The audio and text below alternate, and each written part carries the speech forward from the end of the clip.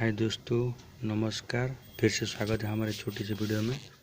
दोस्तों आज देखिए, आज स्पेशल गरम गरम राइस। ये देखिए, ये गरम गरम राइस। और देखिए ये mutton curry.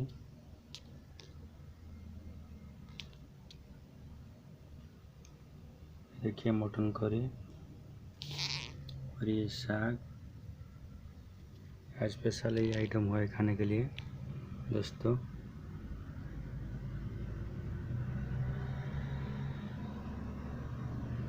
Rice, mutton curry, साग, ये हुआ है खाने के लिए।